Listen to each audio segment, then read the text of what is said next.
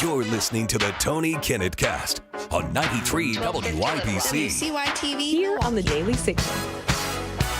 Good evening and welcome to the Tony Kinnett Cast here on the Daily Signal, nationally syndicated first on 93 WIBC. We are entering day 3 of kind of a ceasefire. We're going from day 2 into day 3, I should say. I'm a little confused. You might be a little confused as to what's going on with the Iranian ceasefire because there's a lot of fire going on for a ceasefire. So first and foremost, everybody's mad. That's just what you need to know right off the top of the bat. Everyone is upset about it. Trump is upset. Iran is upset. Israel's mad. Lebanon is mad. Hezbollah is mad. Republicans are mad. Democrats are mad. No one cares if libertarians are mad. The British are upset, as though Keir Starmer, NATO's upset. We're going to get into it. So first of all, this afternoon, the President of the United States sent out a post saying, there are reports that Iran is charging fees to tankers going through the Hormuz Strait. They better not be, and if they are, they better stop now. That's from President Trump. We reported yesterday that the Iranians were making a plan to charge $1 per barrel of oil on the boat that was sailing through the Strait of Hormuz. And you could also pay in crypto, so you know. Well, it turns out the President of the United States, the broader international community, is not too thrilled about that, given that violates international law. But that also brings an interesting question. Wait a minute. International law? I was told that that was something that was super important to the entire world. Well, not necessarily. Now, regarding the Strait of Hormuz and the president's posturing, the Pentagon has confirmed there are still additional U.S. troops that are moving to the region. It appears that not only is the ceasefire being used, as we reported on yesterday and the day prior, as an opportunity for the United States government to accomplish maybe a little bit more gun running from the Kurds through the rest of Iran, but also giving them a little bit of time to regroup, position new craft in slightly different places for additional maneuvers. Well, now we have finally heard on the other side of things. Yes, that's right. I know you've been waiting for it. We have finally almost maybe heard from Mojtaba Khomeini. So that's Al Khomeini Jr. This is the homosexual, maybe in a coma, has one leg, maybe no legs, whose father wrote passionately, "Do not let this man become supreme leader of Iran." And then Al Khomeini was given an appointment with the final judge. So Mojtaba Khomeini reportedly, again, there's the voice that has now been aired on Iranian state TV has now been changed from the original voice that was definitely Mojtaba Khomeini. He's still believed to be in a coma in the city of Qom, but he apparently showed up sort of on audio to say, quote, "We will definitely take the management of the Strait of Hormuz to a new phase." So sounding a little bit like a corporate marketer, strutting forward and making some huge announcements. Now, again, when I say everyone is really upset right now, this also means NATO. And the NATO frustration right now kind of goes both ways. So in the middle of the Russians announcing a little truce over Easter, the NATO countries are all in a bit of a toss-up because there are a lot of French and Polish activists and some parliamentary officials who are arguing that the United States need to be kicked out of NATO. And then, of course, there are those here in the United States who have pointed out quite accurately that there really isn't a whole lot of reason for the United States to be in the North Atlantic Treaty Organization if all we're doing is fronting the money and the bodies, and they're doing a whole lot of nothing. So that brings us to some of the frustration. Secretary General Mark Rutte came all the way over from that great tulip-covered land in Europe to chat with the Trump administration.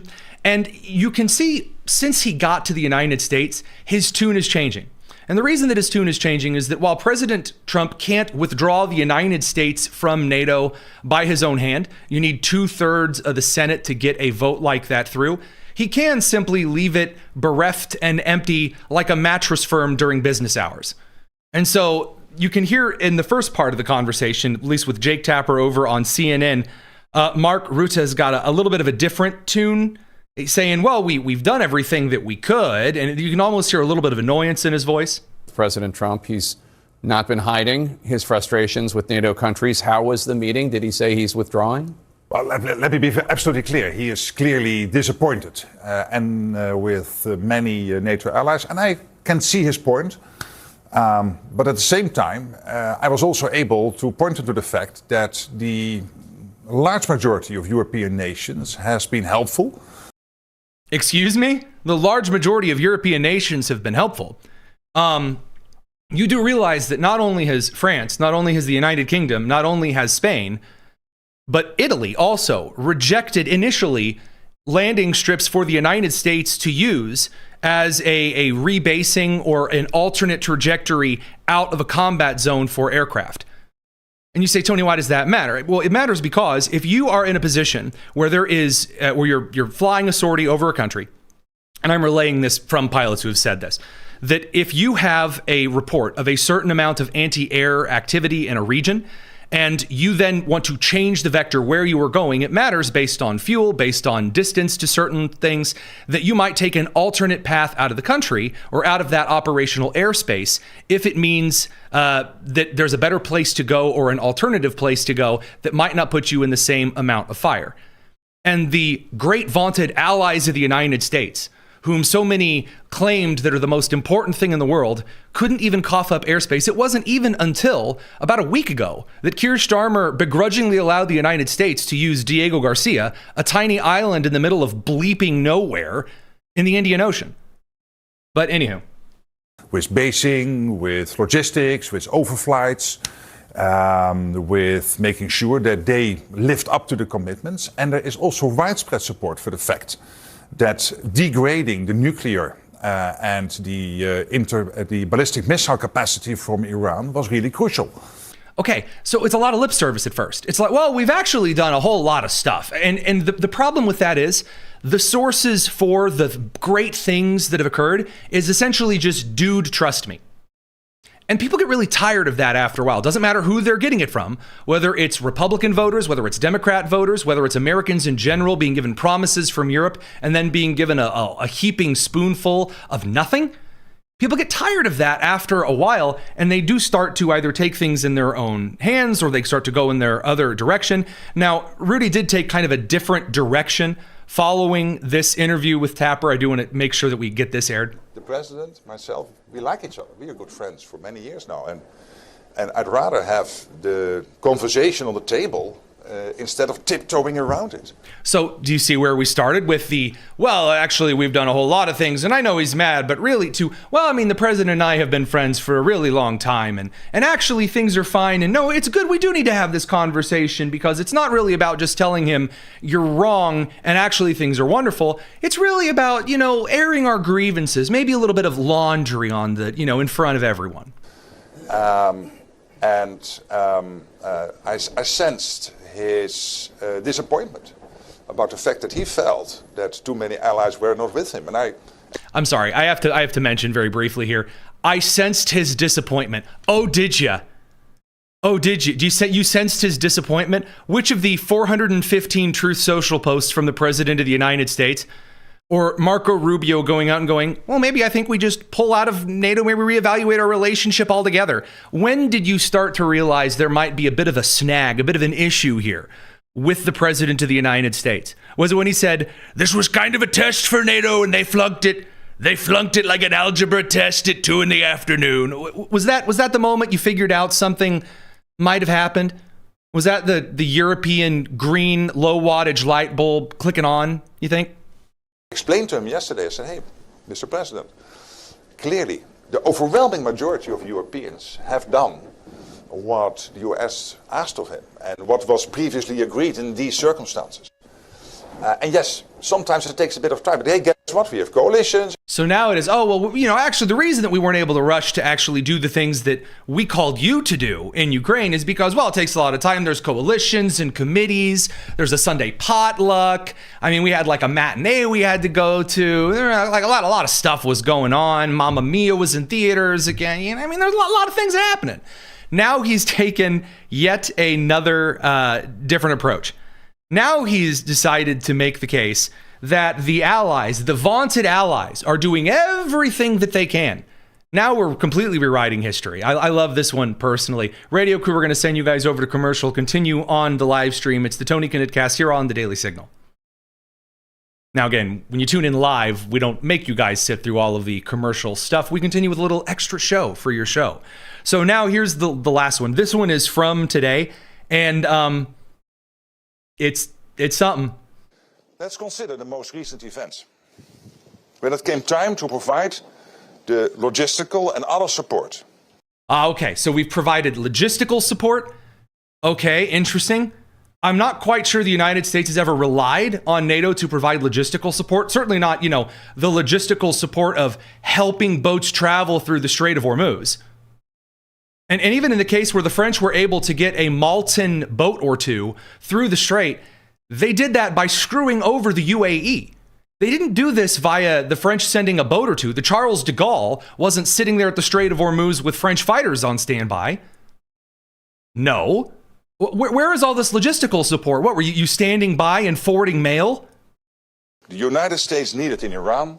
Some allies were a bit slow, to say the least. In fairness, they were also a bit surprised. To maintain the element of surprise for the initial strikes, President Trump opted not to inform allies ahead of time. I'm sorry, this is BS. This is complete crap. Oh, Trump surprised us. We had no idea that he was going to strike Iran. It was a big surprise to everybody. If you believe this, and there was this trend going on with kind of some of the isolationist front over on X who suggested that Trump just randomly up one day decided that, we have to go fight right now because Israel called and said we're striking. So, we got to do this. The United States was telegraphing that it was getting ready to do this for months. Aircraft started moving to the Middle East in preparation of this in early December of 25. The strike was not until February 28th, boys, girls, and squirrels. They were surprised. Who was surprised? What are you talking about? And according to the Five Eyes Alliance here, no, they were not completely surprised. The United Kingdom, Canada, Australia, and New Zealand are a part of the total, complete intelligence sharing with the United States. It wasn't a surprise. That's a lie. I'm sorry. I'm just calling the balls and strikes here. He's not telling the truth. And I understand that. But what I see when I look across Europe today is allies providing a massive amount of support, basing, logistics, and other measures to ensure the powerful US military succeeds in denying Iran a nuclear weapon. Okay, so he makes this claim at the end that the Allies are doing all this wonderful stuff. It's amazing. It's incredible. We did all of this support. Everybody's really behind Trump doing this. You get this a little bit also from Keir Starmer, who's, if you really are trying to create a really rough situation again between the United Kingdom and the United States, this is the way to go about it. So first of all, Keir Starmer is now claiming that he had something to do with the ceasefire. So parachuting in and claiming that it is the United Kingdom who's always been here. We're all, hey, we're a part of this now too. What is the purpose of your visit here in the Gulf? What kind of influence do you think you can have? Well, we've just reached this ceasefire. We've just reached this ceasefire. Who is this we? Who is this we? What do you mean we've reached the ceasefire? Dude, where have you been? You couldn't even get the HMS Dragon Spit out of port. It had to turn around more time than an aggravated parent with a minivan full of toddlers. What are you talking about? Is both welcome, and I think there'll be a sense of real relief. There certainly is across the region and for the United Kingdom. But there's work to do, and I'm here in Saudi Arabia. Yes. Oh, excellent. Okay. So he's there in Saudi Arabia. Now, this again provides some problems because where has Keir Starmer not visited yet? One of the points of defense for the United Kingdom. Now, yes, the United Kingdom and the Saudis do have a close defensive relationship, and we're going to get to some of that. But Keir Starmer goes from here to a very wild interview where he says some things that are definitely going to come back to bite him. We're going to cover that in a second. We have to bring the radio crew back from commercial. Do not go anywhere. Tons to get to tonight. It's the Tony Kinnett Cast here on the Daily Signal.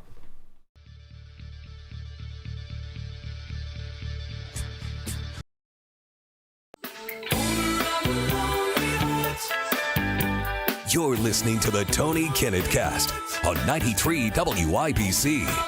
Welcome back to the Tony Kinnett Cast. Keir Starmer. again, started this entire situation in Iran, Operation Epic Fury. He started this whole situation by complaining, by arguing that the United States hadn't done anything and promising Iran, I promise we're not doing anything. Leave us alone, please. Please don't hurt us. And they still, from the Iranian regime, threw missiles at British bases. They threw missiles at Cyprus. They threw missiles at the Saudi cooperation regions, as well as the coupled British industries in Saudi Arabia. And still, Keir Starmer did absolutely nothing.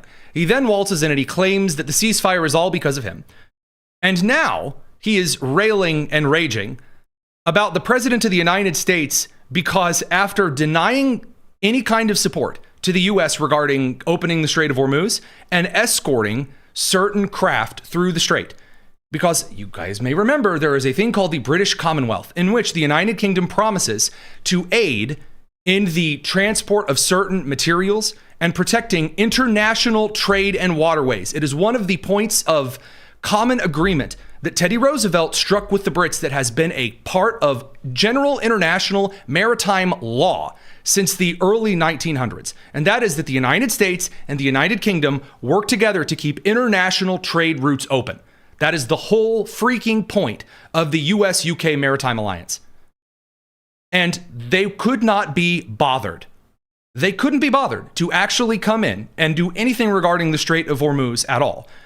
And now Starmer has the gall to get out and say this about Trump and Putin.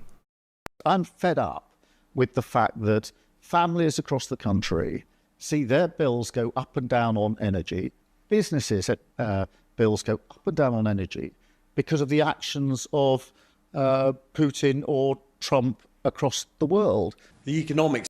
I think this is one of the wildest statements to make. Again, we are in a place, in a time, where you are really not allowed to say things in private in kind of a smaller interview and then say something different in public, because the magic of the internet means I have both of the receipts right here and right now.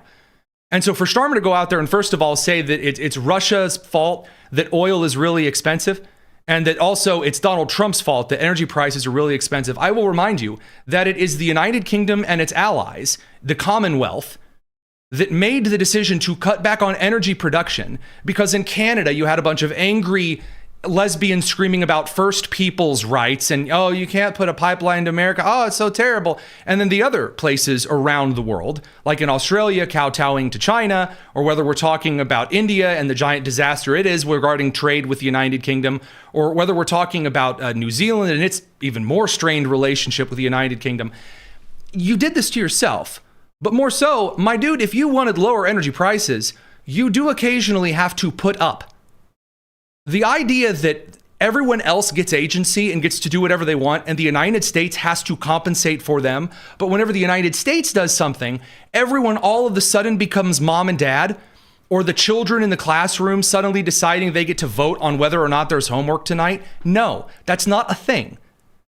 And it is not going to help the United States and the United Kingdom's relationship at a time when I'm going to be honest with you, NATO isn't really doing too hot. NATO is also trying to completely stop Israel and Hezbollah from fighting over in Lebanon. So Iran is also very, very mad about the ceasefire because Hezbollah hasn't stopped fighting Israel and Israel has not stopped fighting Hezbollah. Now, this has been going on for a long time, and you may remember that Iran has double pinky promised. In fact, said, hey, also my goat wife, she pinky promises, whatever. They are not Hezbollah. And Iran, they have nothing to do with them. We support them because, they're Muslim revolutionaries. But Iran, we promise, we are not Hezbollah. That was the promise of the regime. Now they are arguing that the ceasefire includes Hezbollah. Essentially, the Iranian Islamic regime admitting that they are absolutely the proxy terror groups that did things like killing United States Marines and killing countless Americans over the last couple of decades. But now there are a whole series of mixed claims regarding Lebanon. Some outlets are reporting that various parts of the ceasefire agreement included Lebanon. Some didn't include it in the initial. Some didn't include it until later. President Trump has, again, one set of documents. Mediators have said something different. The defense minister and the prime minister, those two offices in Pakistan, have two completely different takes on it. And all of this chaos and nonsense ended with the Pakistani defense minister announcing that, the true solution here is that Israel needs to stop genociding Lebanon, which is a wild thing to say, given that the actual government of Lebanon would really, really, really like to have Hezbollah gone because they're currently terrified of being overrun the rest of the way by them. Then the Pakistani Prime Minister office cut in and said, actually, my defense minister needs to shut his mouth, which, always good to have inter-office fighting. That happens in quite a few administrations around the world, not just ours. And this brings us to the not ceasefire at all, because the other countries in the Middle East are very, very upset as well. Bahrain is continually trying to shoot down and intercept drone strikes on its Sitra Island area, including residential zones and energy facilities. Kuwait is also trying through the Kuwait Petroleum Corporation, the Mina Al Hamadi refinery and oil sites in the southern region of Kuwait. They're trying to protect their power stations and their petroleum facilities. Qatar, the same thing. The United Arab Emirates, of course, we've already covered. The Habshan gas complex, the Fujairah oil hub, oil processing facilities in Abu Dhabi. All of these various areas that Iran is trying to strike. The UAE, I'm going to say yet again, the UAE is suspected of just having carried out a major strike on Iran islands inside or in the Strait of Hormuz. On the Strait of Hormuz would be the better way to say that. Now, some have said, well, the UAE hasn't claimed responsibility for this. Correct. But I also can say that of the last 6 times that the United Arab Emirates was asked, hey, did you do this strike? They have said no. And in the last week, they have been asked about 15 times from major outlets, hey, did you do this strike on these 2 Iranian islands? And they have said nothing at all. So, once again, I will point out, the UAE is the only country in the Middle East that uses the Mirage 2000-9 jets. Those were clearly photographed in the operation striking an Iranian point. And this all goes to one key bit of analysis from this. From the Iranian side, they are trying desperately to hit all of the other oil points in the Middle East. A major Saudi Arabian east to west pipeline, one of those facilities, those pumping facilities to keep pushing stuff down the pipeline, was struck. The pipeline itself was not. Iran is trying to maximize the price of oil so that everyone else backs off. This is genuinely a final throw gambit. This is supposed to be a time during a ceasefire you would expect that Iran would be regrouping openly. Hey, there's a ceasefire going on. Let's get everyone in the same place. Let's do some refitting. Let's clear away some cave entrances. And what satellite imagery has shown over the last couple of days is that Iran has way less capacity than some of the media was reporting to actually recover and kind of regroup during the ceasefire. And so it originally was thought to be IRGC commanders acting independently as they had originally been ordered to during that initial kind of you're on your own order. Well, now it appears that there might still be the IRGC desperately trying to get the oil prices around the world so high that nothing else can be stomached and they'll be left alone. It may not function exactly like that over the next couple of weeks. We'll have to see. Again, still troops, others, things flowing into the region. And that brings us over to the other side of this news story. So Radio Crew, we're going to send you guys over to the commercial. Continue here on the live stream. It's the Tony Kinnett cast here on the Daily Signal. Now at home, and this is according to a good friend over on X, McGillis, he said pretty accurately, I'd argue, that the President of the United States, Donald Trump, has taken a break. He's taken a pause on bombing Iran. And now Trump is instead dropping bombs on Podcastistan. So it's not been any secret that Tucker Carlson, Megyn Kelly, Candace Owens, Alex Jones, etc., have been trying to suggest that the Trump administration is, just a puppet for Israel and, the Jews. Ooh, exciting stuff. And all of that nonsense over the last couple of months. Now, again, they've been wrong about everything endlessly ad nauseum in a row. You may remember they just predicted super duper nuclear war 7, too nuclear, too furious. Didn't happen. But in the meantime, the president has really had enough with this. He's tired of it because not only are there certain intelligence agencies in the United States that are now investigating sources of foreign funding, which are moving into kind of the major podcast network. Don't you worry, boys and girls. I'm free. The only thing I'm funded by is caffeine and the good love of the great state of Indiana. And also the St. Louis Cardinals sometimes.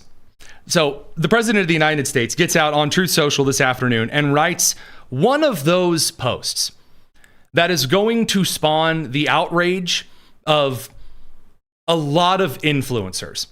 And I'm going to share this with you because it's also a great opportunity to laugh at the president of the United States really getting kind of tired of the nonsense while he's busy. This is something that is a common thing with the president.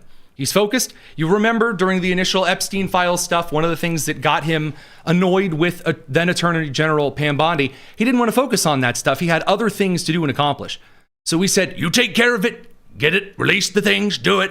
And then after it kept being brought up again and again and again, he got exhausted from it. He was annoyed with it.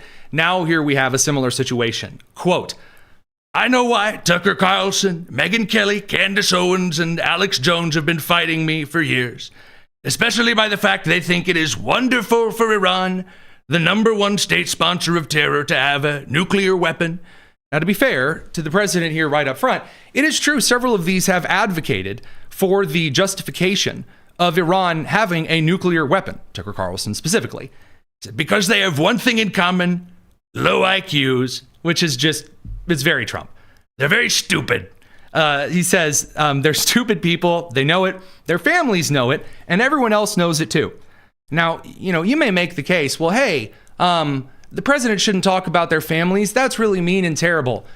When you go after the president's wife and call her a prostitute, and subsequently you also go after Charlie Kirk's widow, Erica, the mother of 2 small children, yeah, I don't really think you get to make that claim anymore. But anyway, they're from the president. He says, look at their past, look at their record. They don't have what it takes, and they never did. That's true. They've all been thrown off television, lost their shows, and aren't even invited on TV, well, except for Piers Morgan, because nobody cares about them. They're nut jobs, troublemakers, and will say anything necessary for some free and cheap publicity. Now, the free in quotes there is fun, because as I've talked about before, I've talked to the people who built Candace Owens' botting network, and people have pointed out today that there are quite a few foreigner accounts that are suspected of being kind of mass-scale botting accounts that are always the very first accounts to retweet major accounts like Nick Fuentes or Tucker Carlson, that kind of a thing. That's another topic for another time, given the current investigations. He just rakes them over the coals. He even brings in like Rosie O'Donnell. So we've got other news to cover. Won't spend a ton of time on this tonight. Got to bring the radio crew back from commercial. It's the Tony Kinnett Cast here on the Daily Signal.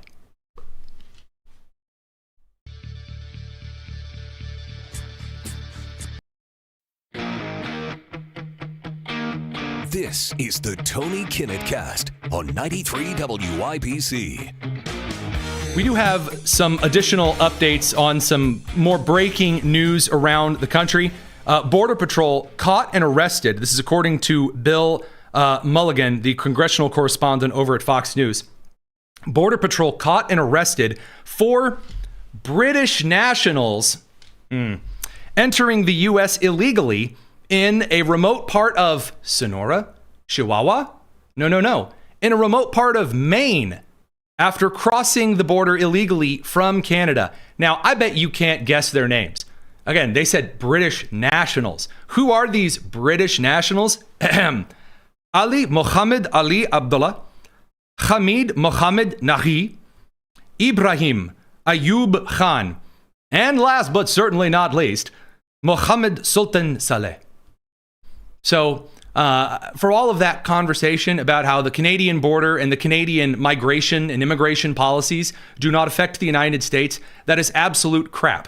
And given the large scale of those who have immigrated to the United States and have done so illegally, purposely evading Border Patrol enforcement, this brings us to a large amount of controversy that has erupted in the United States over a Republican-written and a bipartisan co-sponsored bill called the Dignidad Act, or the Dignity Act, which is essentially a large-scale amnesty program with some extra asterisks attached. Now, I got a chance to actually talk to one of the co-sponsors of this bill, Representative Marlon Stutzman, at a Turning Point event he and I spoke at together. And it was an interesting conversation because essentially he's really, really, really annoyed with Maria Salazar.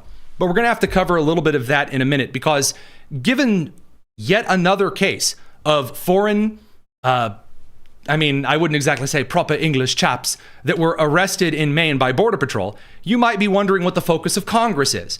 Are they doing things to make sure that the Department of Homeland Security is open and back open for business, and that we see a lot of bills being passed right here, right now? Is at least the focus on calling certain aspects of our federal government to be working?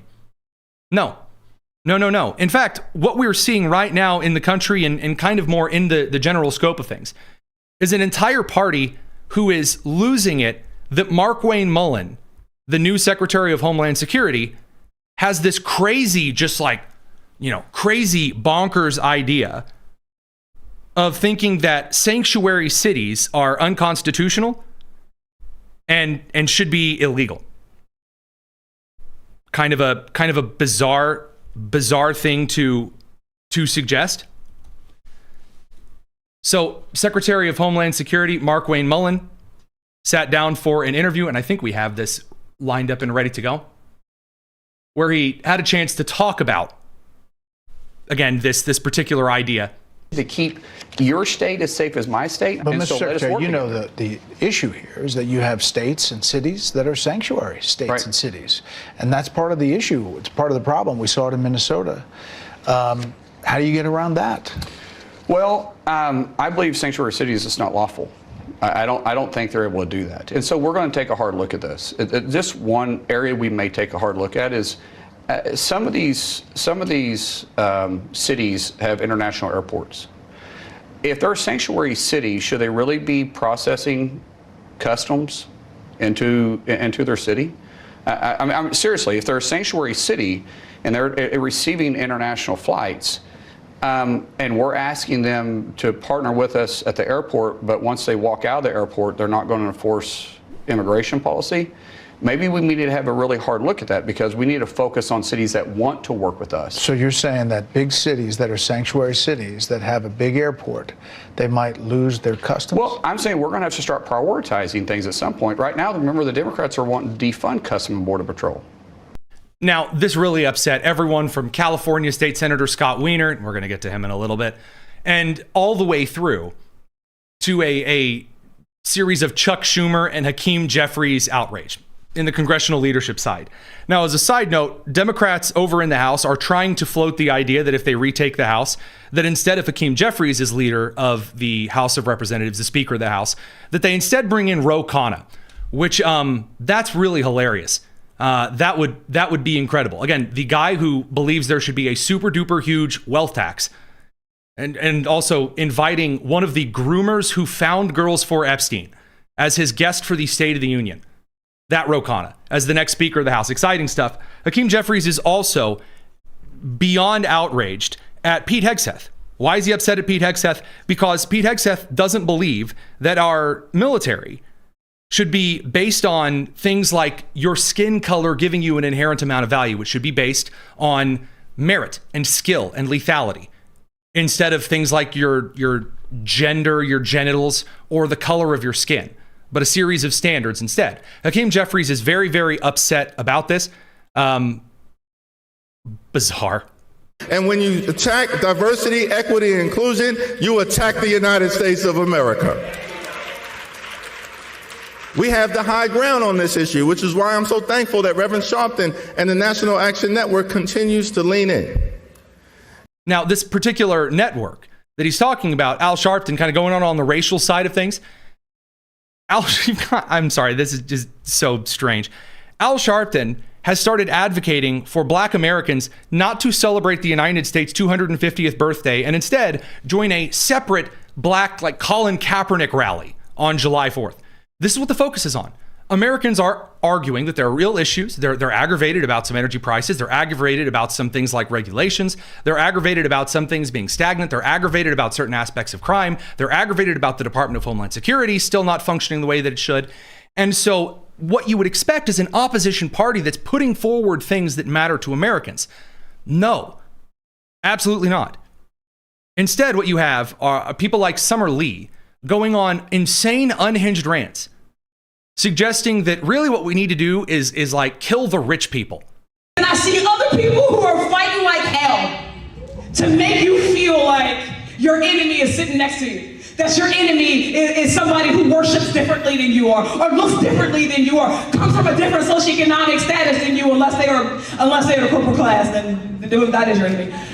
Okay, so in case you didn't quite catch the end of that incoherent babbling, she tried to kind of get into the vibe, into the mood, and kind of get worked up. Only the problem is when you fake getting warmed up, when you fake kind of getting hyped up, things start to slip through. Things start to slip through because normally when an individual gets kind of hyped up, it's kind of like opening, kind of throwing away kind of some of the inhibitions and letting whatever is exactly on your mind coming out. And so Summer Lee, again, in her big, huge midterm campaign, as she's going out, as she's campaigning, in this case, Abdul for the Senate, is making the argument that, well, you know, they're trying to tell you that all of these other people are your enemy because they worship differently. She says, then you are. It actually should be, then you do. And then she says, you know, maybe they're a different color than you are, they're a different sex than you are, they're a different socioeconomic status than you are. And then she says, unless they are the upper class, then they are your enemy. Bizarre, bizarre indeed, given that Kathy Hochul and Gavin Newsom are currently running around crying into their beer that millionaires and billionaires are leaving the country in droves. So we've got the racial element, we've got the Marxist eat the rich element, and finally we have the bizarre LGBTQ plus 2IA whatever stuff. Now, you know, rest assured, it was already going to be insane, goofy, crazy, cuckoo nonsense. Minneapolis is desperately trying to legalize adult bathhouses and sex venues. Why? Why are they trying to do this? Well, the LGBTQ plus community says that they really need like open sex work services and then adult bathhouses, like massage parlor stuff, because that gives them dignity. Bizarre, strange indeed. And when one of the councilwomen was confronted on this in Minneapolis about, again, the very just going right down the line, things that matter, things that don't matter, she loses, and I mean loses her mind over the idea that we may not want to just go all in on the crazy LGBTQ plus 2IA insane massage parlor, bathhouse, sex shop stuff. You know, media reporting on this ordinance as like a, ooh, scary thing about to happen. Adult bathhouses legalized in Minneapolis. Yeah, because that's what it's legalizing. Yes, in fact, by the way, this is Minneapolis Councilwoman Aisha Chuthai. She's a Democrat. I know, not necessarily surprising, but we'll let her do her little rant here. Actually, Radio Crew, we're going to send you guys over to the commercial side and bring you back on the other side of things. It's the Tony Kinnett Cast here on the Daily Signal. People are going to go crazy. What? I'm heartbroken because of the rhetoric that I hear about our LGBTQ community. I'm sorry, guys. This is just you saying the quiet part out loud that like, wow, you know, we're going to legalize adult bathhouses and massage parlors. And then there are people that say, you know what, we really don't want this right now. We actually don't want to increase the amount of depravity that's in the city. Things are already kind of bad enough here in Minneapolis. And so she immediately goes, you know what, if you attack, this is the same thing, we'll get to this with Scott Wiener in California. It's like, if you attack those who are, as Scott Wiener would say, you know, if you want to have like sexual assaults and things listed on the registry, that's really harmful to the LGBTQ plus community. Or here, you know what, you don't want to legalize prostitution and bathhouses. That's because you hate gay and trans people. Bizarre, okay? The city was incorporated in 1867. This is almost a 160-year-old city. There are plenty of laws on our books that are racist, that are xenophobic, that are homophobic. And it's important that we meaningfully and thoughtfully undo those. How is having a law that bans massage parlors and adult bathhouses, like, how is that homophobic? Explain this one to me, Batman. So that our stated policies and laws at the local level do not harm the very people that are under attack by our federal government right now. LGBTQ people are under attack by our federal government right now. We we, presented an honor resolution this morning recognizing Transgender Day of Visibility because the federal government and state government around the country are trying to legislate trans people out of existence. Oh, bro. LGBTQ people are under attack by our federal government right now. And sources, dude, trust me. At the local level here in Minneapolis, where we are so proud to have been the first city in the country to recognize the rights of LGBTQ people, gay people need to have orgies in bathhouses, or it's illegal. It's terrible. Can you imagine? How could we deprive them of their rights? Everyone knows that the first thing you do as soon as you come out of the closet is you're like, quick, where are 50 naked men in a bathhouse? Ah, yes, I forgot. The natural rights of man, Jean-Claude. Civil liberties of LGBTQ people, that history in this city, and we're turning around and... Well, no, they would be turning around. I'm sorry. Spreading homophobic rhetoric from this dais? Please don't ascribe motive. I'm not ascribing motive, Mr. President. I am stating a fact. Okay, sweetheart. That's real special. That's wonderful. Okay. Now, then she advanced that committee, and it ended up passing in a 12-0 vote because, of course it did. Canada, and I don't know if we have time to get to this here. They've updated and upgraded like the whole LGBTQ plus 2IA super special term for things. And then I do want to get over to kind of the California stuff, because again, what people focus on right now, it's bizarre and it's really out of touch. We're going to cover it here. Don't go anywhere. Lots more news. It's the Tony Kinnett Cast here on The Daily Signal.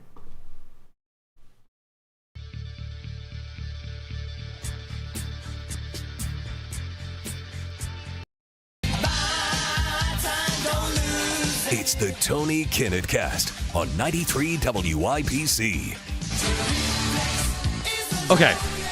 Right now, there are a lot of people who have genuine concerns about a number of issues that are directly impacting them. They are concerned about gas prices. They are concerned about energy prices in general, because with things like the United States energy grid, which has not been allowed to grow because some weirdo goofball hippie told you that, nuclear plants could explode, man. Remember 3 Mile Island, man. And so instead of actually providing enough power for the country to grow and run, strangling that, and then coupling that with the mass expansion of AI without dumping energy back into the grid, energy prices are very expensive. So then we've got that. We also have a series of crime issues that Americans are concerned about in a lot of regions of the country. There are countless cases of fraud that we will get into regarding the illegal immigrants, regarding legal immigrants here in this country. We'll get to some of those things. And in the middle of this, what both parties are focusing on is why as we get closer to the midterms, we are likely to see a record low turnout for both parties. So we've talked about the kind of things that the left is losing all of their mind on right now. A growing concern for Americans is the brutal reality of those who are detransitioning after being told they were transgender and that they needed all of these hormones, and that if the kid was short on estrogen, you pump them full of testosterone instead of, giving them estrogen or counseling or therapy. All of these children who are now coming out with extremely graphic, brutal, terrible, horrible health problems that will last them their entire lives are going before state legislatures and are begging states not to allow other children to be experimented on. And the response by Democrats around the country, both at the social justice and advocacy level and the general official level, is to attack those who have undergone these transitions and then have detransitioned, attack them as liars, saying they're making up their symptoms and the things that they have gone through in this endocrine system experimentation. So first of all, in California, again, considering yet another bill trying to protect children's access to very, very dangerous hormonal and bizarre plastic surgery and mutilation practices. First of all, Layla Jane describing some of the things that she went through to California state legislators. Again, pretty crucial stuff. This is rising as an issue with Americans and kind of the long-term effects of this policy that was promoted openly. Let's go. Sorry, that'd be segment 4 here, clip 1. We give them dignity. Sorry about that. One more try. Layla, and I'm a detransitioner. The doctors who removed my breasts will never be held accountable. The doctors who made my friend's clitoris grow so big to where they can't wear pants walk scot-free. This so-called privacy bill protects the monsters who wrecked our bodies, the healers who became butchers. It doesn't protect the thousands of detransitioners who can't even get their own medical records. The parents fighting custody battles across state lines, trying to protect their kids from what happened to me. It blocks federal investigators from prosecuting clinics that committed Medicaid fraud by manipulating insurance billing codes. This bill shields providers so they can keep chopping up bodies. It wraps the doctors, the clinics, the gender industry in a legal blanket and says, you are protected from accountability, no matter who you harmed. There is no blanket for me. I live with the damage done to me at the hands of these providers every day. So if there is a doctor who knows that I have no problem at all with my leg, that my leg is perfectly functioning, it's fine, and then in the middle of surgery amputates my leg, then that doctor can be held liable. I can sue that doctor. But if there was a doctor who prescribes gender-affirming care, in other words, hormonal medications, and I say this again as an anatomy and physiology teacher who walked through all of the academic documentation that was brought forward, that was passed through peer review without any substantive or objective review of the causes long-term of these medications, which we're going to get to here in a minute over on the interview side of things, that California is trying to become, in the same way that it has become a sanctuary for commercial driver's licenses for illegal immigrants and those who don't speak English. It is also trying to become a sanctuary state for doctors and those who have practiced this kind of atrocious barbarism on children, and adults for that matter, to protect them from lawsuits. So when the children who have suffered from these particular policies, actions, and procedures speak before in this case, the California Assembly, they are attacked in response. The people responsible just cashed their checks. I was 13. I was just a child when a surgeon removed my breasts. I'm still trying to understand who knew what, when, and why no one stopped it. Why the people who coerced my mom into consenting still have their medical licenses. If these treatments are as safe and as necessary as their defenders claim, they should be able to withstand scrutiny, shouldn't they? That is correct. Now, the big target of the day is Johnny Skinner, who not only deals with a number of horrible medical issues that we're going to talk to, but also, again, straight at California State Senator Scott Wiener, who's also running for higher office. This is the individual who has advocated for keeping those who have committed sex crimes off of the sex offender registry because he says it is harmful to the LGBTQ plus 2IA whatever community. He was really not a fan, and some of his constituents were really not a fan of his being given testimony about the lifelong issues that come out of these types of hormonal experiments. So this is Joni Skinner's testimony in front of California State Senator Scott Wiener. When I was young, I was a feminine child, and I discovered trans influencers online. They said, change your body and your life gets better, don't and it gets worse. Or as my doctors told my mom, I would commit suicide. The medical and mental health providers didn't bother to ask why I felt the way I did. They poisoned my body with blockers and hormones, arresting my puberty and messing with my development. The result, I'm a 23-year-old gay man who's never had an orgasm and may never experience one. Now, there are individuals on the left who have just started mocking the individual because he stated that he cannot experience the basic function of biology and that he probably never will. And he's been ridiculed, mocked, scorned online for saying that one of the very basic things that is owed an individual through puberty cannot happen because he was because the individual sterilized, completely wiped clean. Let that sink in.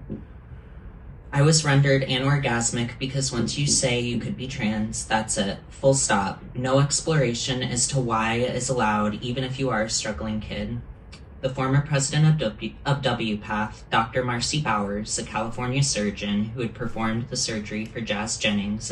WPATH, World Professional Association for Transgender Health, who has flip-flopped really hard in the last couple of months because they are losing all of their original medical guarantors. who are now coming out and saying, yeah, actually, this is really, really bad. 17, admitted on video that puberty blockers followed by cross-sex hormones results in no orgasms and stunted genitals. SB 934 guarantees that more people will end up like me, the walking but wounded. And that's the key. That's the point. When a state passes legislature, knowing that, again, the things are changing, that the majority of the country is upset about it, and they are growing more upset about it by the day. Yes, you can issue all of the scorn that you would like for Republicans having misplaced priorities in Congress. And yes, they are facing certain levels of comeuppance for those things. We reported on them. But on the Democrat side of the aisle, when you decide to look at the public, give them the middle finger and say, we're going to create sanctuary areas where this policy will continue to prey on innocent people in the United States. Again, in California, whether it's commercial driver's licenses, whether it's transgender health experimentation on children, you create a level of animosity that you deserve and will bring any kind of growth or development to that state to its knees. But that is not enough as a recompense for these kind of actions. Radio crew, sorry, we have to send you guys away for the evening. We're going to continue on the live stream, including a very, very important interview on this particular subject. It's the Tony Kinnett Cast here on The Daily Signal. Now, this is probably one of kind of the best side of the interviews. I don't normally get a chance very much anymore to dive into kind of the academic side of things since I left the education sphere. But this is based on an op-ed that we had a chance to read over at the Independent Women's Forum. You know that we've followed a lot of their work for a long time. And it is something that makes the blood boil. And it is something to ignore at your peril and definitely to keep in mind. Now we go over to Soren Aldako, consultant, researcher, ambassador for IW. And of course, we could go into a ton of details on the recent news on some of the transgender bills around the country, several governors trying to slip weird things through or Supreme Court cases. But a new op-ed that comes to, it'll make your blood boil when we play some of these clips from the California Assembly, the situation to watch individuals attacking detransitioners. Soren, I'm going to ask you to set us up for us, because if I try to line it up, my face is going to get so red I'm going to match with the background. No, I totally understand. And thank you for having me. Yeah, a couple weeks ago, Johnny Skinner, he's a detransitioner out of California, was put on cross-sex hormones and puberty blockers at age 13. He went and he testified about that experience on a bill that's set to enshrine transgender medical interventions into insurance coverage. And immediately thereafter, once his testimony went viral, trans activists were really dogpiling him. They were attacking him, saying that he was lying, that what he experienced never happened, that he looked too masculine to have ever been puberty blocked. But, you know, just yesterday, actually, Johnny testified again on a lot of the complications he's experiencing, including something that's, you know, as graphic as sexual dysfunction. It's really unfortunate, but I had the opportunity to speak to Johnny firsthand. I've known him for about a year and a half now, and I can say for sure that that young man is not lying, and it's obvious for anyone with eyes to see. Well, one of the quotes here that I will read, because it's infuriating, but it's necessary to understand what children who are put on these puberty blockers go through. Quote, nipple leakage, brain fog, chest pain, depression. I was urinating blood and had ulcers in my bladder and was too weak to attend school, Skinner recalled. Quote, when I told my doctor how sick I was, he looked at me and said, quote, welcome to womanhood, end quote. My God. Yeah.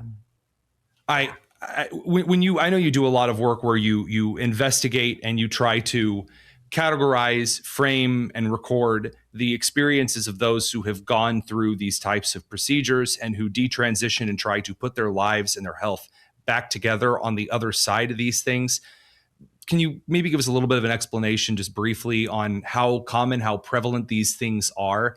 And even if it's not a surface, wow, you look more masculine or you look more feminine kind of a thing, what are some of the underlying, you know, not outside the clothes issues that these individuals deal with for the rest of their lives? Yeah, that's a great question. And the unfortunate part is we don't actually have a lot of good data, because the big research centers that are tracking transgender identification are not tracking detransition whatsoever, or at least in any meaningful way.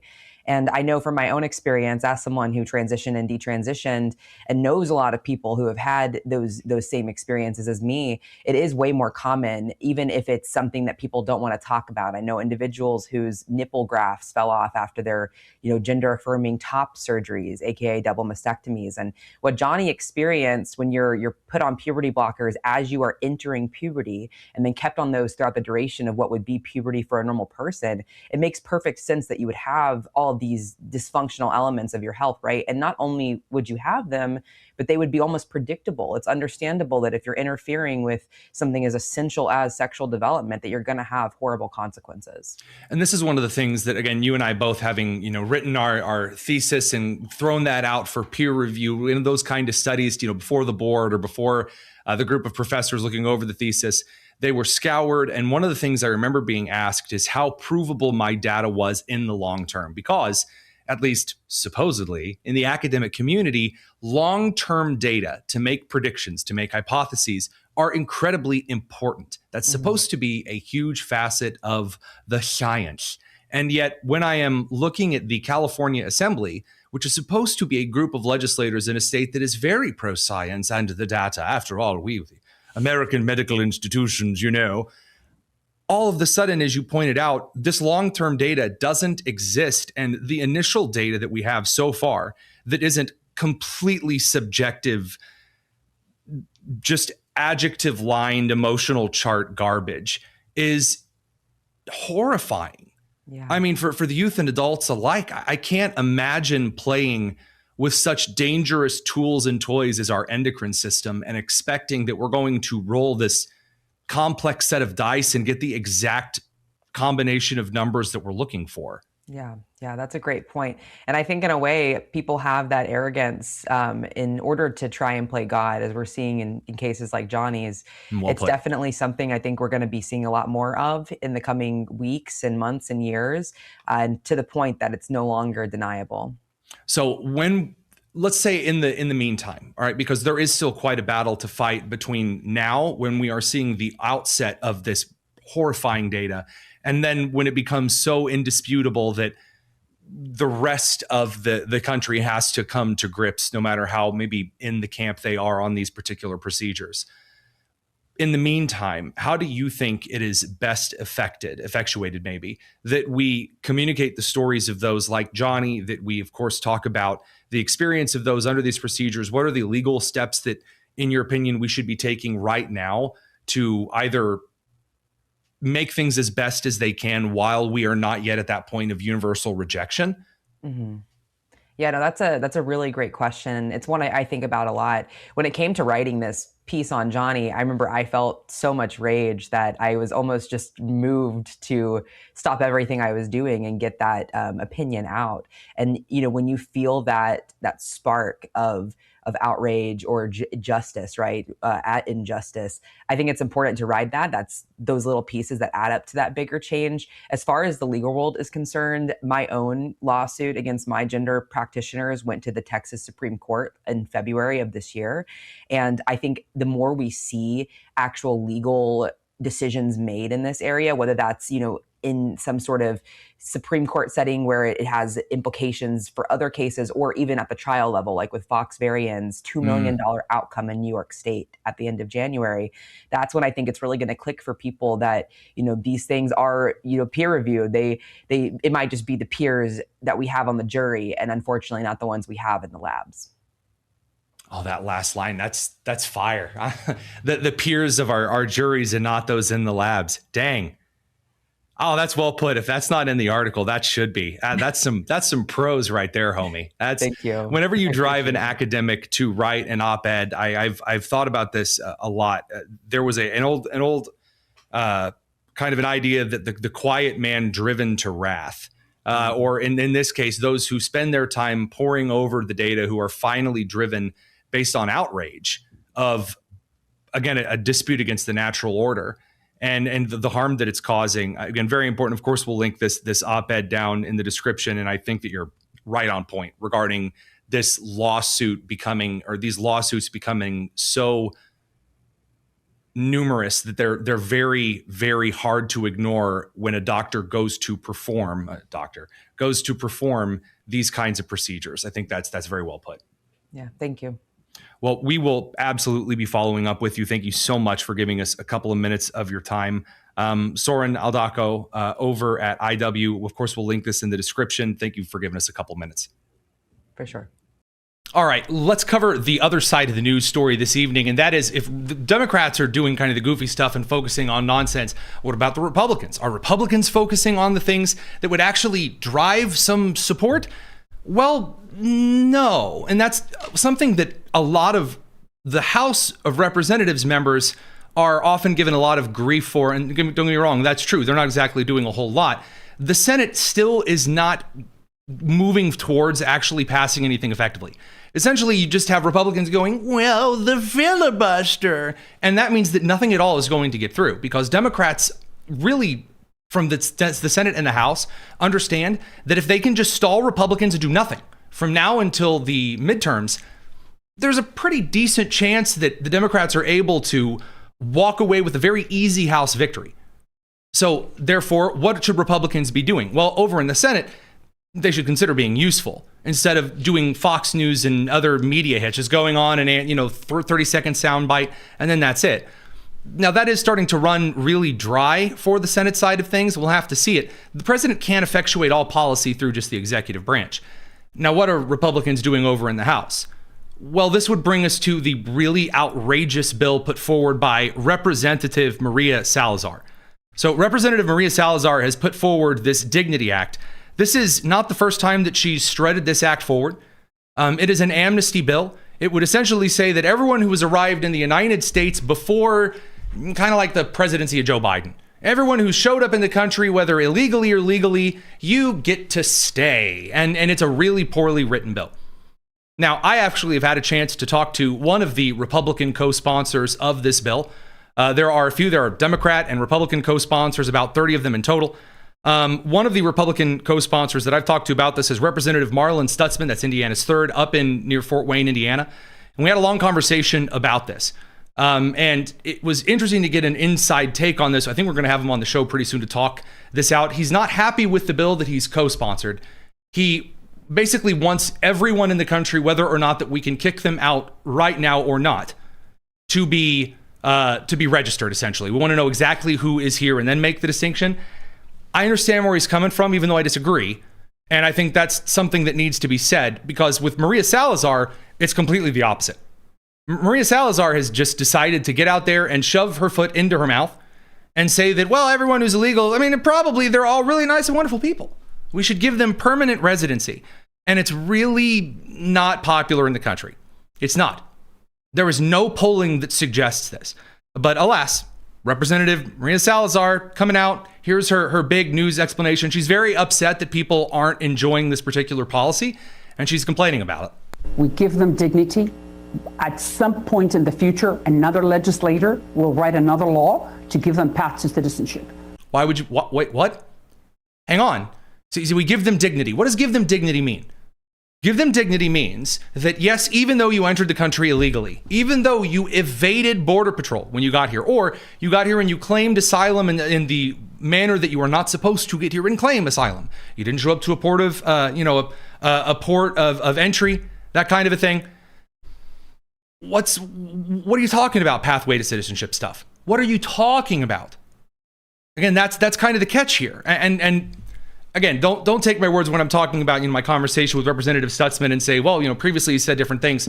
We'll get to that interview. Right now, regarding the leader of this bill, claiming that as far as dignity is concerned, we need to give everyone here residency and tell them they can stay if they got here before Joe Biden was president. What is that arbitrary standard? And then someone else is going to give them a path to citizenship. Interesting. Right now, what we need to do is to buy peace for these people, allow them to stay, to continue working, because they are needed. Now, again, she was raked over the coals for this, and for good reason. For very, very, very good reason. She was raked over the coals for this, because first of all, this is a very read the room situation. This is a very, very, very read the room situation. Now, don't take that from me. I'm actually from one of the constituents whose congressperson co-signed this. It's a read the room thing. So whether you're Stutzman or whether you're Salazar, no matter who you are, even in Salazar's own district, which is a majority Cuban district, there are more legal Cuban immigrants who aren't a fan of this. So it's a really just bizarre thing to get out there and suggest. But she was very, very upset because she says, no, it's not amnesty at all. It's not actually. Western Lensman, who's a good friend of the channel, he provides us a lot of various clips. He has showcased the difference between her stance in July of 2025 and, well, now what she's just come forward and said. Dignity offers you the possibility of coming out of the shadows, but does not give you a path to citizenship. It's not amnesty. We give them dignity.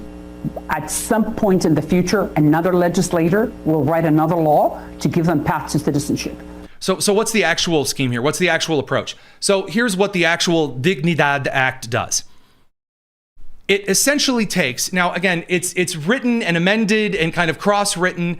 I have talked to a couple of legislators who have participated in the bill. They're very unhappy with each other. It's like the most unhappy marriage I think I've ever seen in a bill.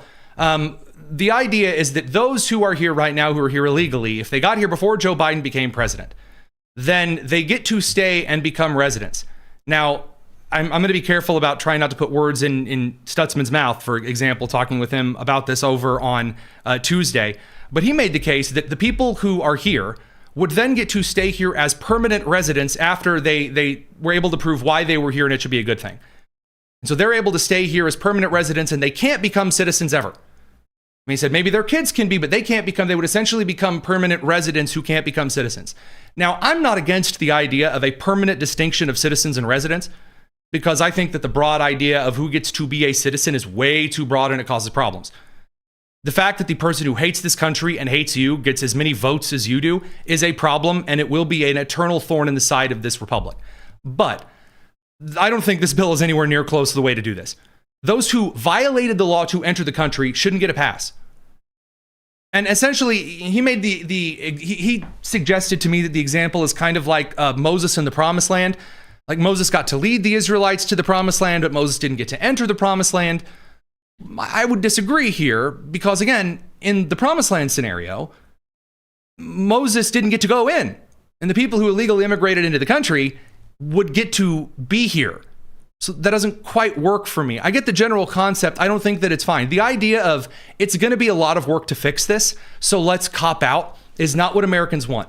And this is the part that I can't put a happy face on. I can't shine it up real nice for you. The gross domestic product at the end of the year. Sorry, my chair is sinking into the floor because this office chair is very much dead. The gross domestic product in Q4 of last year was revised down to like 0.5% growth total. And one of the reasons that the gross domestic product was lower is because of the government shutdown stuff.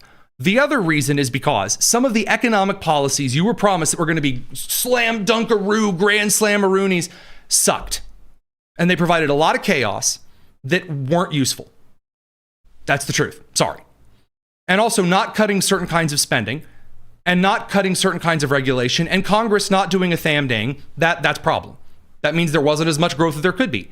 Now, you can make the case there are some future investments that could come in. Sure, I agree. But here's the problem. When you tell people, well, we're just going to kind of cop out and do as best we can, which is kind of what I'm getting right now. Well, maybe we, just like a little no tax on tips thing here at the end so that hopefully the tax return stuff will kind of put a little oomph in the economy. I hope it does.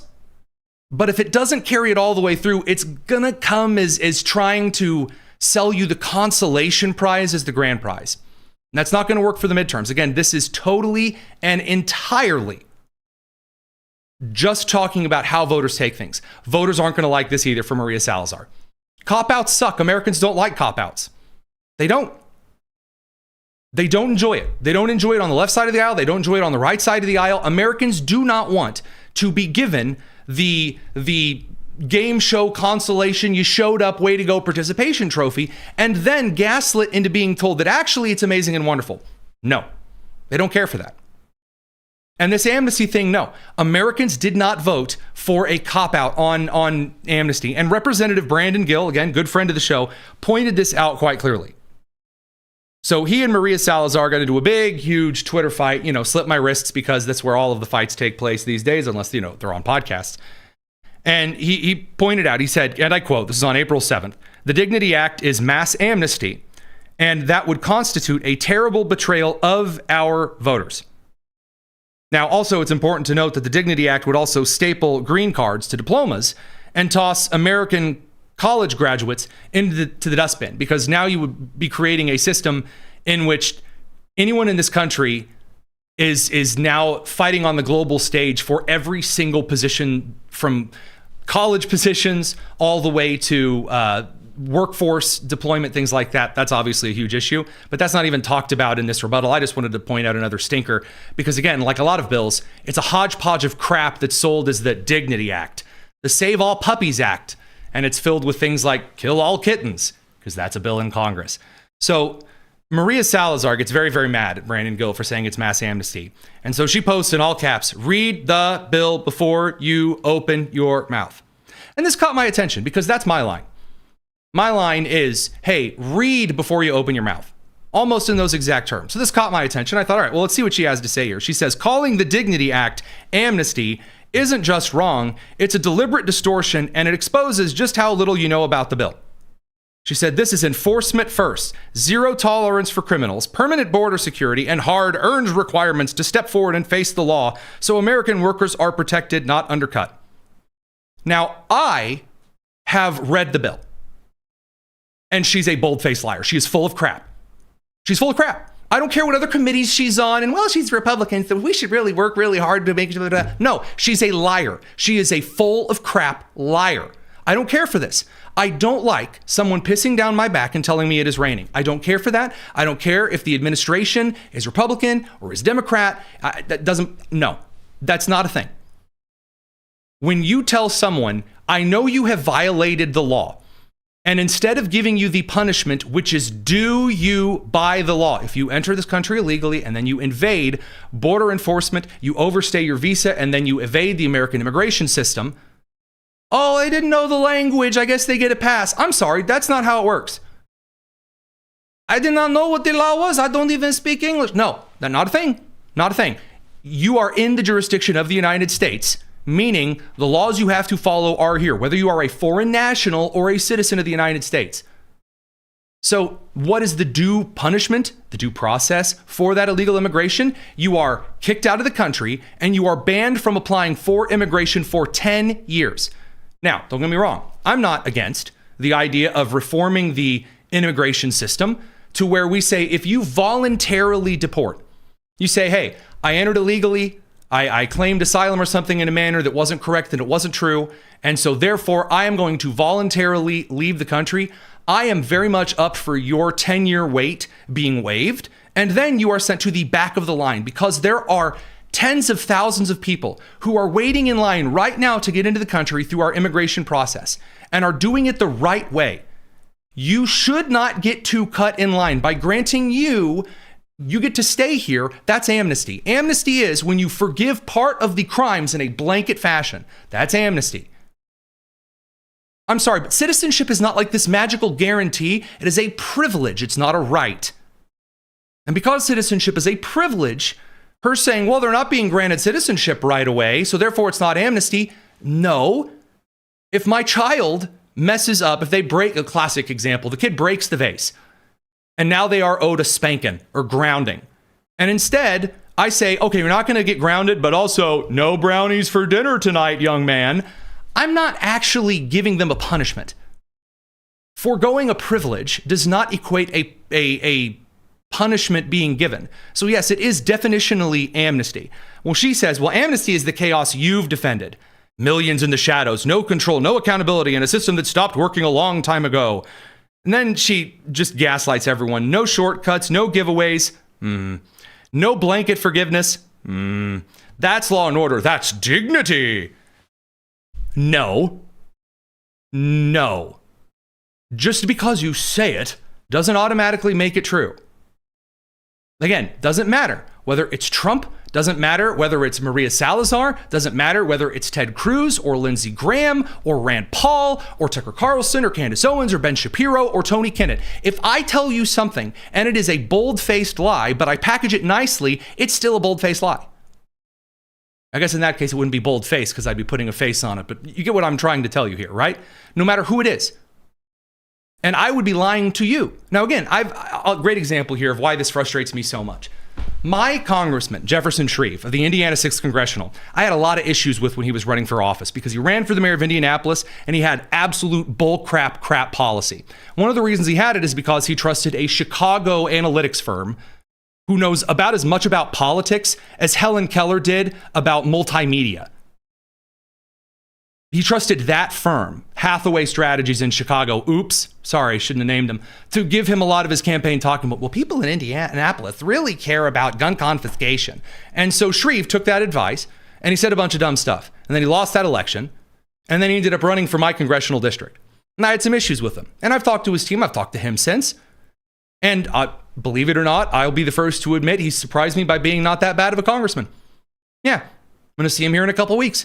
He didn't co-sponsor this crap. 2 Indiana Republicans co-signed this absolute garbage disposal fest of a bill. Now, again, I'm going to let Marlon Stutzman have his say because he and I talked about it. To be honest with you, Representative Haggard in Indiana is so old, and I'm not even sure he knew what it was he was co-sponsoring and signing on to. He knows about as much about immigration as Joe Biden knew about any kind of policy whatsoever. So, aside from that, there's one last thing that I wanted to point out because we have had Dennis Michael Lynch on the show before. He did get a chance to actually talk about some of this stuff with Maria Salazar in an interview. It's a bit of a longer one. I'm going to play a couple parts of it here because I think it's worthwhile. And again, when these same questions are asked of Maria, the answers change in real time. I don't like that. I don't like that crap. The best I can say for her is that she tries to at least answer the questions directly. Like, there's one point where she doesn't know what's in her own bill, but at least she says that she doesn't know. Again, low bar to clear, but trying to be fair. Here you go. But I want to know how it is and who it is that is going to process these background checks on 17 million people. Now, to be fair, this isn't necessarily something, just right off the bat, just to clarify, this is the one thing I wanted to clarify in here. This is not her fault. And this is actually a fault of the immigration system. The old immigration system, you say, well, how did we handle immigration before? The reason there were no immigration courts for a really bleeping long time to handle illegal immigration cases is because the federal government said, hey, you're not here legally, and then immediately sent you away. That was your due process. And now we've changed all the rules and the precedent, and the immigration courts and the staffing of the import system haven't grown. Instead, the exceptions have grown. But this is a fair question. You're passing a bill that says, oh, everyone's going to magically get vetted. Who's doing the vetting? So anyway, I'm just setting that up real quick.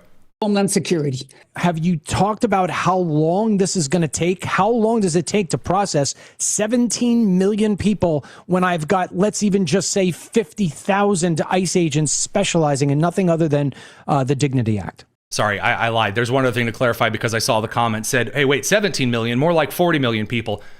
I agree, but her bill says of the 40 million estimated illegal immigrants, again, a large number of those, like 23-ish million, got here since the Biden administration. So that's that 17. That's the math that he's using there. Look, I cannot tell you specifically how DHS is going to manage this, but okay. we give them 18 months to do it. In 18 months, we cannot process 18 million people. That would be 33,000 people a day if we were working weekends and if every single person was getting a adequate check. But you're confident. I hate corporate BS vocabulary. We're giving them 18 months. They must do this. We're just going to declare it so. No, Phil, that ain't how that works. Trading on the administrative part and then... I'm concentrating on the background check. He is concentrating on the administrative part. He is. But that's important. When you write a law that says, I declare we're going to police this, it kind of matters who's doing the policing. Duh. I don't care. You're concentrating on that. Well, yeah, I'm concentrating on the administration part of it because there's administration to it. He's not wrong for asking about the administration of it. If I tell my wife that we're bringing our family and several other families to Disney World. And then my wife looks at me and says, Tony, my dear, sweet, handsome hunk of a husband, how are we going to transport the people there? And I go, you're focusing on the administration of it. That's retarded. Not going to be cool with giving somebody dignity when I don't know who that person is and why they're in my country. Oh, no. I agree with you. But that's why I say no more than 5 years. You need to prove that you've been here for more than 5. I still need to know who you are, though, Congresswoman. Of course that I need you to know that you're a Pepe Perez or Rosa. Of course, I understand. Yes. And I just don't know how. I just don't know. You just don't know how. I mean, fairness. How? So the question he's asking, I need to know who these people are. She says, well, I agree. We need to know who these people are. And so the point he's asking is, again, you guys realize that a lot of other countries do not keep detailed records on people like the United States does. Like there's not a national crime database for every person out of Kenya. And that's not a thing. You know that, right? That even Mexico doesn't have individual electronic clarified detailed dossiers on every one of their citizens and their crime records that are consolidated, collated, and organized in individualized locations like federal databases do. How am I going to think about what 30,000 people is? 30,000 people is almost a full football stadium. So now if I'm going to give these illegal aliens 15 million, 17 million, you know it, the ability to go get jobs that now they can compete legally against my kids. They're already competing illegally against them, but now they can compete on a legal end. Now they're going to be able to go get a house and get a mortgage. My kid's going to have an even harder time when he's competing against an extra 17 million people. Now, this is a part that we're going to kind of skip to here. And I think this is an excellent interview. Highly recommend it. Dennis Michael Lynch, and then, of course, Representative Maria Salazar. Well, the crazy part, this is what producer Josiah sent me, was the last part of this. He comes back to this idea that, like, my kids are going to, like, illegal immigrants in this country rent an outsized number of apartments. And one of the facets, not in totality, but one of the facets that makes housing more expensive in the country is that there are a lot of people here who are receiving special assistance and grants to get housing, whether it be in apartments, whether it be in rental homes or condos, or whether it be in very illegal mortgage practices that this bill would legalize, that there's less access to it and that American children and young adults don't have access to. Don't get me wrong, I understand there's a lot of kind of dyspepsia among the older generations who don't like it. When I and a lot of other millennials and kind of the younger generation X, and then of course Generation Z behind us, says housing in this country right now is an issue, this is one of the reasons why it is. And her answer to why he, like, about his kids not being able to afford apartments is one of the most tone-deaf things I have ever heard in my entire life politically. Doesn't have any money saved. Jose doesn't have a job. He's lingering around for 30 days. What are you doing with all of the Jose's who are now in my country, draining my schools, my hospitals, my food, my housing? What are we doing? They have to pay for their own health insurance. You know that the federal law How are they going to do that without a job, Maria? Oh, well, then, it's then if they don't have a job, then they would have to go back home, or they would have to then do something. They would have to find a job, if not go back. Because that's what homeless and jobless people in the United States do, right? They leave and find work. Oh, yeah. I can't believe I didn't think of that. Oh. Back home, but there will not be any chances. Are you telling me if he doesn't have a job, the only service that he's going to get is if he has an emergency at the emergency room? No other services. He ain't getting food. He ain't getting vouchers. He's getting nothing. Food from where? Who is going to give him food? An EBT? Obviously, we know he's talking about EBT, talking about illegal immigrant benefits. This brings us to the apartment conversation. Hang on. Guard, he's not getting anything. I'm asking you, does he get food any stamps, services? No federal Zero. programs available. No Medicare, no Medicaid, no Social Security or food stamps. So now I got Jose, who was poor to begin with, doesn't have any money saved. Jose doesn't have a job. He's lingering around for 30 days. And now what you're saying is, if he doesn't have a job, then we smoked him out. We smoked him out. He's out. If he does, but he has the dignity. in him. He just needs to go find a job. He doesn't find a job, well, fine. I mean, then I don't know. Then he has to go home. He gets no other perk. Your math doesn't work for the sense that if you're going to now tell them they have to pay their taxes, they're automatically going to be lifted to a new salary. And now what's going to wind up happening is they're going to find the same problem that my kids got. I got to pay taxes, Dad. I got to pay this. I got to pay that. I can't find an apartment. Apartments are $3,000 a month for 2-bedroom shithole. I can't do it. And why can't I do it? But that's their responsibility, not mine. Did you catch that? Apartments are really expensive right now. One of the reasons, one of many reasons that apartments are expensive and that a lot of young people cannot afford them is because in a lot of these sanctuary city areas, illegal immigrants are given special subsidies to afford rent. Some of them are local subsidies, some of them are state subsidies.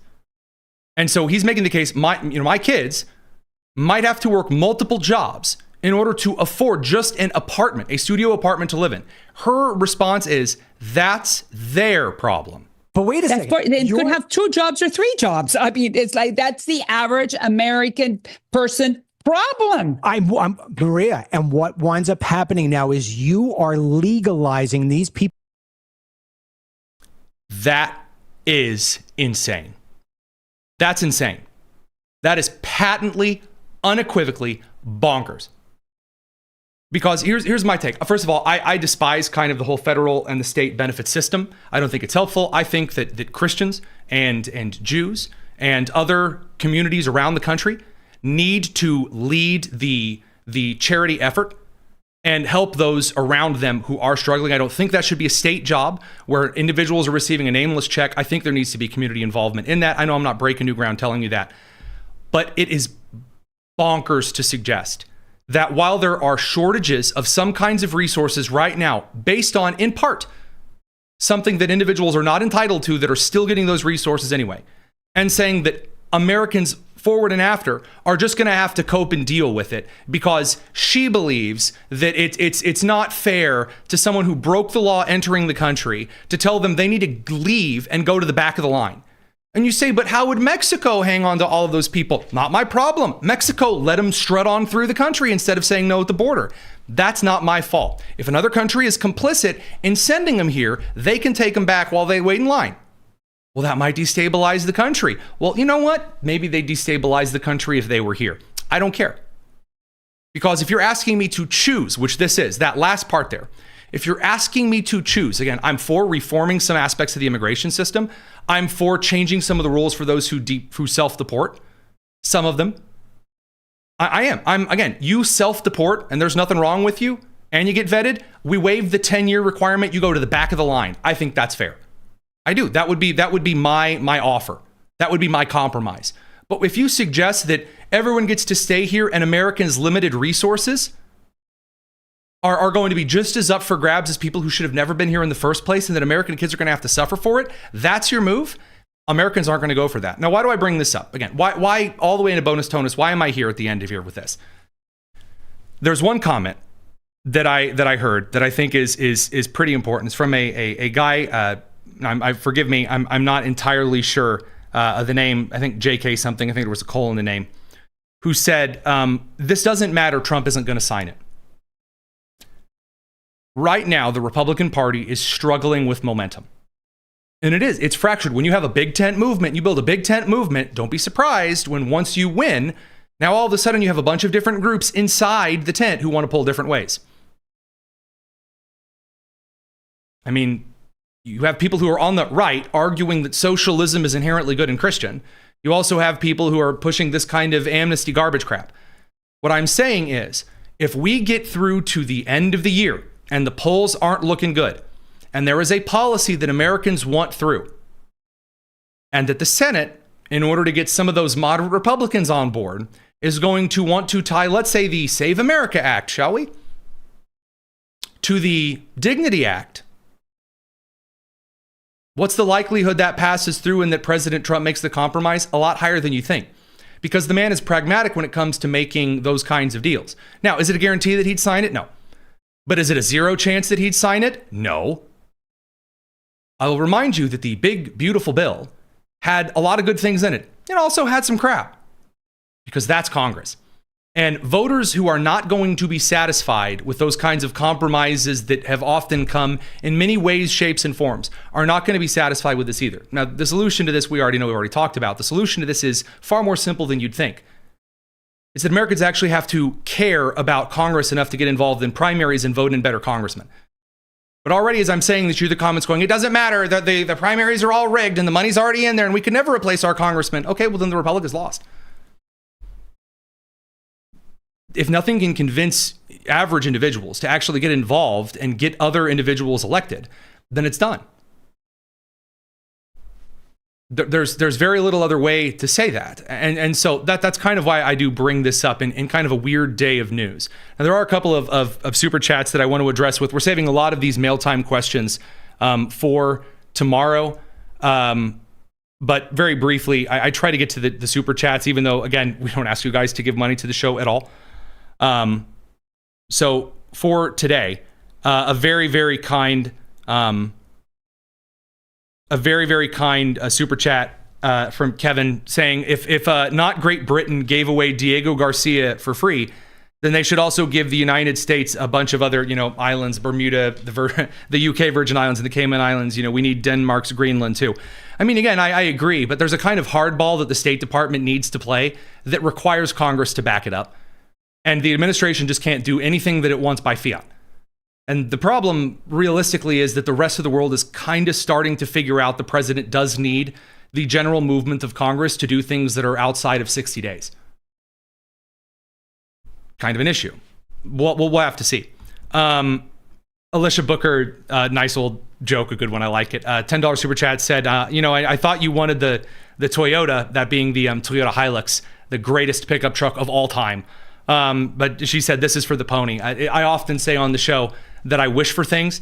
Like I wish for a Congress that was useful, but the wish is so wildly out there. I say, while I'm wishing for things, I love a pony. And that's actually a Calvin and Hobbes quote. Susie Durkins says that once when she's complaining about Calvin and not having friends. So she says that, fun stuff. Another question, or a very kind super chat from Dave, $10 said, question, do you think the Chinese are resupplying Iran during this ceasefire? Absolutely. Absolutely. And I say that in part because it is China who diplomatically, according to several of the wires, pressured Iran, or at least President Pezeshkian, into the ceasefire. So there are some elements of that. Both sides are kind of trying to do a little bit of restock and refit at the moment, a little bit of the old industrial R&R. We'll have to see kind of how it plays out. China, again, is still struggling. They also suffered a major cyber attack, allegedly. But that's, if we're putting the prediction market up again, you're about to see some schematics for Chinese missiles that they lied about. But anyway, that aside, very kind Mil-Spec Meat, $2 super chat says, Somaliapolis, Mogadishu. That's what I call it. I think it should be Somalia and then just Mogadishu.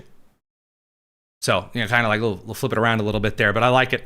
And then from Deanne McIntosh, a $10 super chat saying, you need a pearl clutching emoji.